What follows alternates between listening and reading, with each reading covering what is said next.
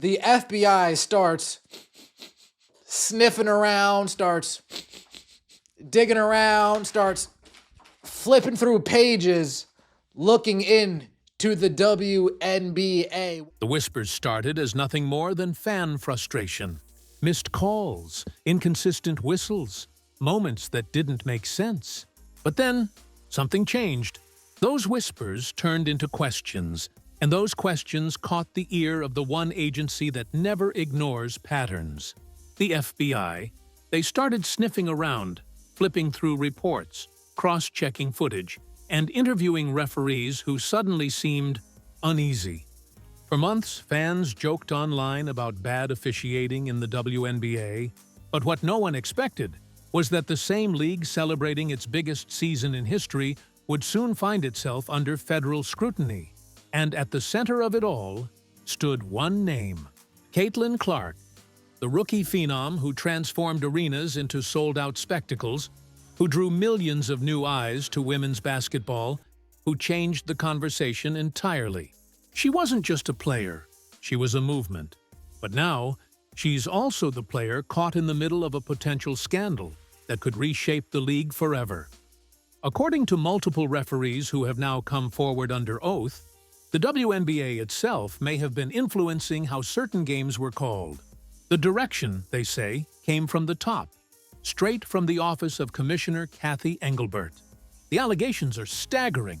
Referees claim they were given subtle but clear instructions to protect the league's image, not necessarily the integrity of the game, and the one player most affected by it, they claim, was Caitlin Clark.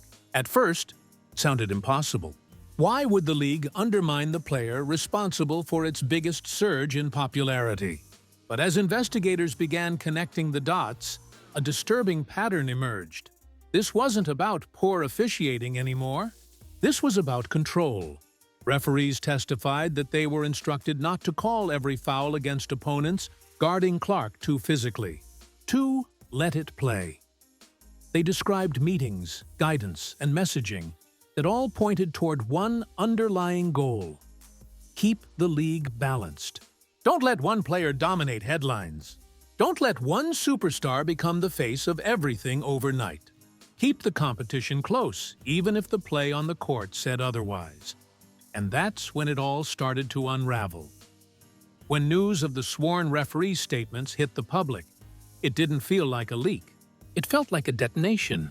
3 veteran referees, each with years of experience, all delivering similar testimony under oath. They weren't frustrated fans, they were insiders who understood the system, and their words carried weight. They described what they called expectation management. Coded language from leadership meant to remind them that the league's image mattered most. According to one referee, a phrase was repeated often enough to become policy. Protect the league's image. Not protect the players. Not protect fairness. Protect the image. That single line now sits at the heart of a growing federal inquiry, because when referees give sworn statements about influence from above, and when those statements are consistent, investigators take notice, and the FBI, already examining gambling-related concerns within the NBA, didn't have to look far to see the potential crossover. Sports integrity is a delicate thing. It's the invisible contract between fans and the game. Break that, and everything collapses. Stephen A. Smith even warned during a live broadcast, if the FBI is looking into the NBA, don't be shocked if they look at the WNBA next. At the time, it sounded like speculation. Now, it sounds like prophecy. The WNBA has spent decades trying to build credibility, audience growth, and sponsorships. It finally had momentum. Record ratings, sold-out arenas, viral moments. And much of that success was tied to Caitlin Clark. Her entry into the league didn't just boost attendance, it changed the culture. But according to the referees, leadership saw a problem. Too much attention on one player, they argued, could disrupt the balance of the league. So, in their eyes, Clark's spotlight had to be managed. That management came in the form of officiating. A few fewer whistles, A little more physicality allowed. A quiet, calculated message to level the field. To the casual viewer, it looked like toughness, like rookie growing pains. To those inside, it looked like interference. And here's the thing. Caitlin Clark never complained, never pointed fingers. She kept her focus on the game, took the hits, and kept competing. But fans noticed. Her collisions weren't standard defense. They were punishment, full-body hits, shoulder drives, hip checks that sent her flying to the floor. Commentators called it physical play. But anyone watching closely could see something wasn't right. When players trust officials, they play freely. When they stop trusting that whistle, they protect themselves. And the spirit of the game begins to fracture. The referee's statements suggest that Clark was treated differently by design. She wasn't being protected. She was being tested. Meanwhile, Commissioner Cathy Engelbert sat courtside, smiling, calm, and composed, projecting control as if none of it mattered. But behind that calm was something else. Panic. The WNBA, a league built on parity and teamwork, wasn't prepared for a player who didn't need their marketing. Clark's rise wasn't manufactured. It was organic. And that made it dangerous to a system built on slow, predictable growth. When a star rises too fast, control slips. And control, to some, is everything. Every major sport has its generational talent. A player so magnetic that they redefine what the game means. Jordan did it for the NBA. Serena did it for tennis. Messi did it for soccer. And now, Caitlin Clark was doing it for women's basketball. The right move would have been to embrace her, to elevate her as the symbol of a new era. But according to the investigation, the WNBA tried to contain her instead. The reasoning? Simple and deeply flawed. If one player dominates too much, the rest of the league becomes invisible. Sponsors panic, smaller markets fade, parity breaks. But that's not how greatness works. Greatness doesn't wait for permission. It doesn't ask for balance. It just happens. And instead of celebrating it, leadership allegedly tried to slow it down through whispered directives and officiating bias. The result? A league that suddenly looks less like a celebration of competition and more like a controlled performance. Because if those testimonies are true, fans weren't just watching basketball. They were watching a presentation. That's where the FBI steps in. Once the phrase "under oath" enters the picture, everything changes. These weren't rumors anymore. They were legal statements. Investigators are now analyzing patterns in officiating data, communication logs, and meeting transcripts. They're looking for connections between leadership and referees. Did Engelbert's office directly influence game management? Were certain teams favored to keep the league competitive? Was Clark deliberately subjected to different officiating standards? Each of these questions leads to another. And with each answer, the stakes rise higher. Because if the evidence aligns, this won't just be about bad calls. It'll be about institutional manipulation. And when federal investigators start tracing that kind of influence, they rarely stop halfway. The silence that followed the initial storm was deafening. For weeks, the sports world buzzed not with game scores or slam dunks, but with whispers, leaks, and growing suspicion. Inside WNBA headquarters, blinds were drawn tight. Public statements were delayed, words carefully crafted. Yet behind those polished emails and press conferences, fear had already taken root. Engelbert's team, once seen as a fortress of corporate control, began to splinter from within. Anonymous insiders described sleepless nights, emergency meetings, and one phrase that kept echoing across conference calls: "We can't let this go public." But it already had. By midweek, independent reporters and former players started to speak out. The story had gone viral. The public wasn't just angry. They felt betrayed. One former player said in an interview, voice trembling, "They told us we were making history. but it feels like they were rewriting it behind closed doors. Social media was ablaze. Hashtags demanding transparency trended across platforms. Fans who once celebrated the league's progress now questioned whether everything had been built on shaky ground. And right at the center stood Cathy Engelbert, a woman now portrayed in split frames across TV screens. In one, the poised commissioner delivering polished speeches. In the other, a symbol of cold corporate detachment.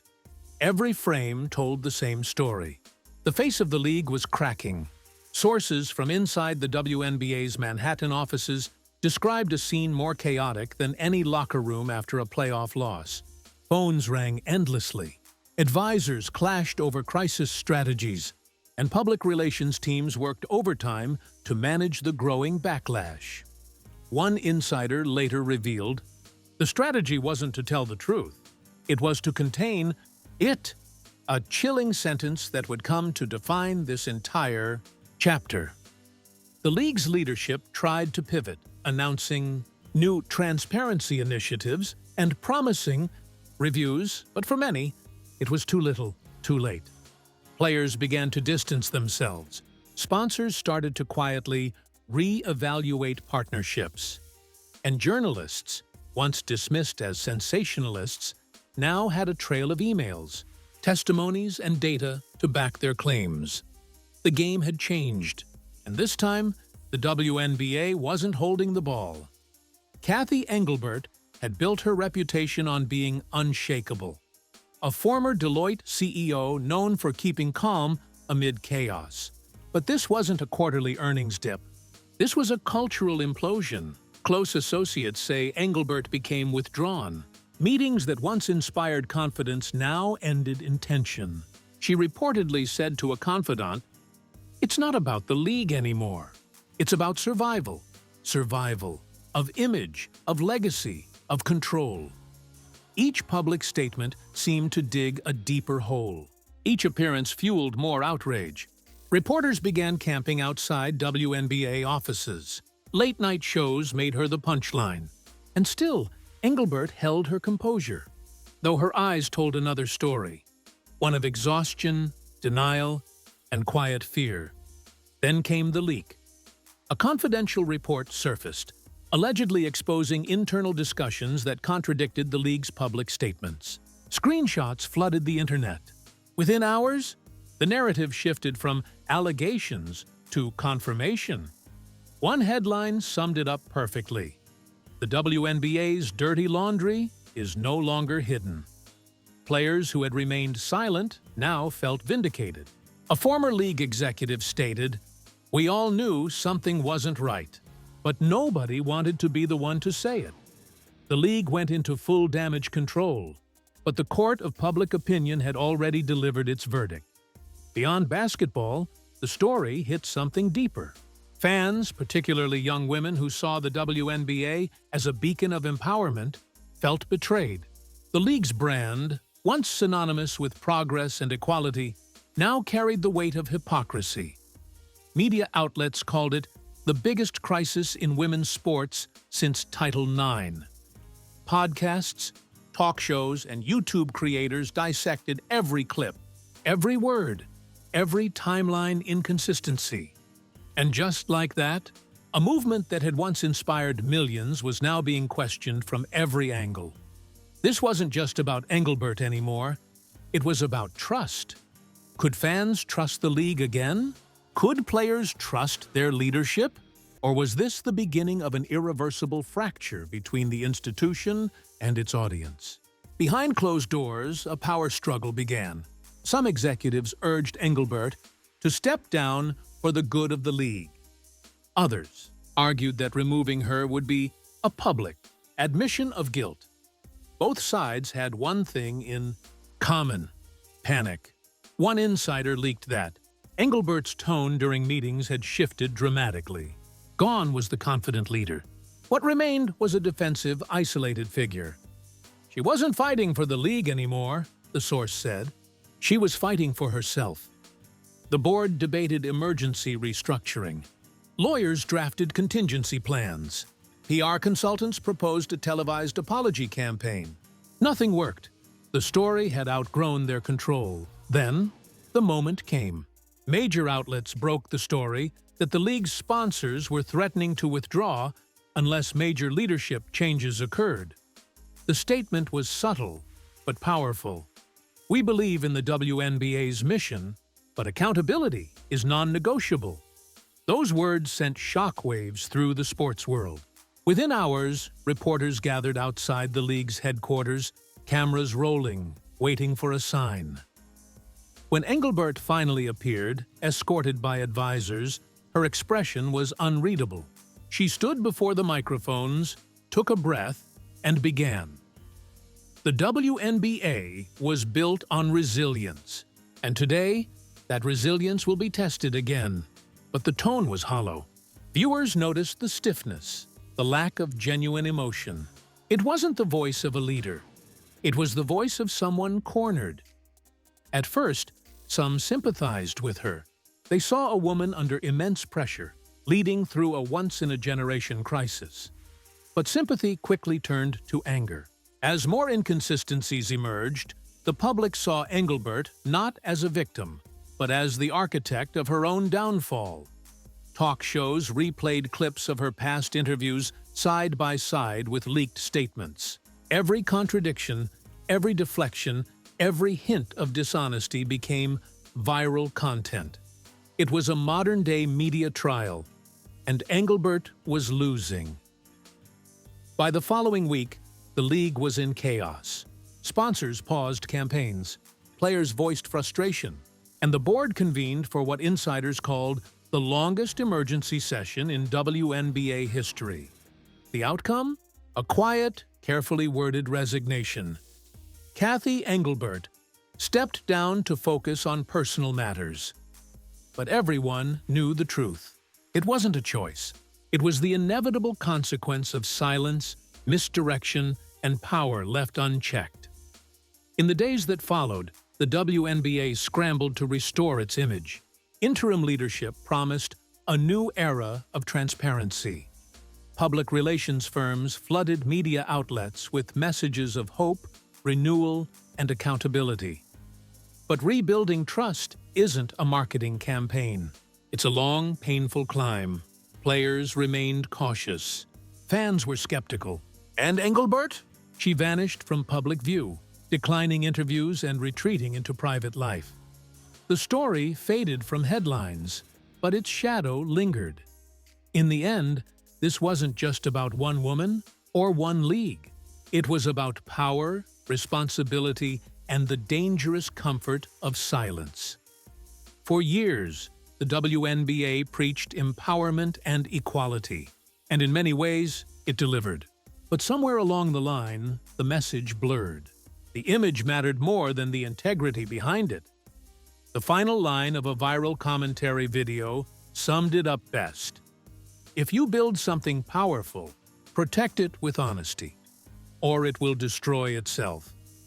And maybe that's the real lesson behind this entire saga. Because in the game of public trust, the scoreboard never lies. Share your thoughts in the comments, and don't forget to like and subscribe for more dives into Hollywood's hidden history.